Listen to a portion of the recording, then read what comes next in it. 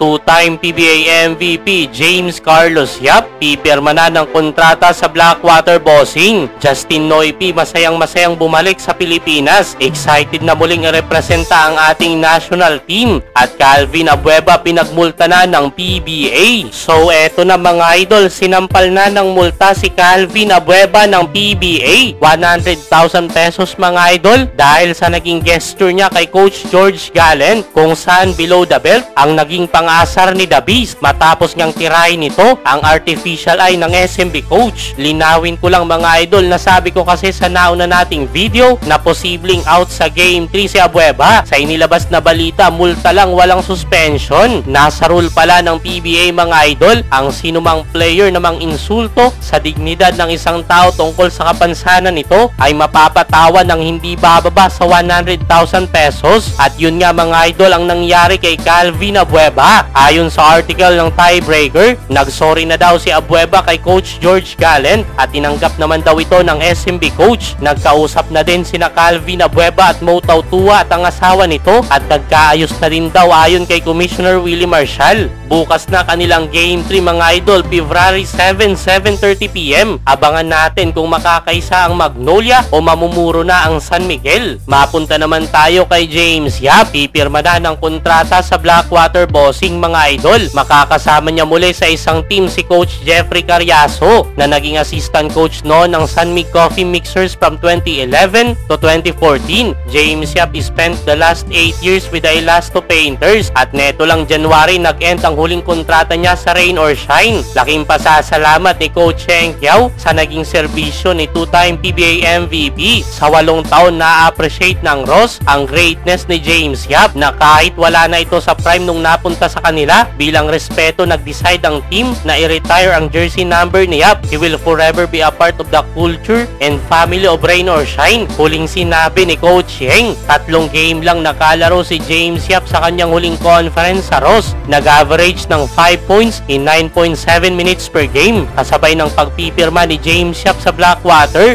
nirelease ng team ang veteran point guard na si Baser Amer. Ayon sa report, naka-attend na daw ng practice sa Blackwater etong si James Yap. In my opinion mga idol, eto na siguro ang magiging last ride ni Big Game sa PBA. Sigaw ng mga fans, miski ako, ang pinaka-iniidolo ko sa PBA hanggang ngayon, ang nag-iisang James Yap na sana makabalik siya sa Fearfoods franchise bago man lang magretiro. Pupunan kung saan nakilala at inangaan ng karamihan ang mukha noon ng pinakamalaking liga sa Pilipinas na PBA. Pero wala mga idol, mukhang wala talagang balak ang Magnolia na kunin ulit si Yap. Ika nga, business is business, wala na tayong magagawa doon. Kabilang banda, Justin Noypi masayang-masayang nakangiti sa kanyang muling pagbabalik sa Pilipinas. Excited na muling irepresenta ang ating national team mga idol. Kailan nga lang nung inanunsyo na ng SPP ang eligibility ni Brownlee para makalaro sa first window ng 2025 FIBA Asia Cup Qualifiers. Pinayagan na nga siya ng FIBA mga idol. Matatandaan na hinatulan ng China ng anti-doping etong si JB na naging dahilan kung bakit hindi siya nakalaro sa Barangay Ginebra sa ongoing conference ng PBA. At sa kanyang pagbabalik, excited na nga daw si Brownlee mga idol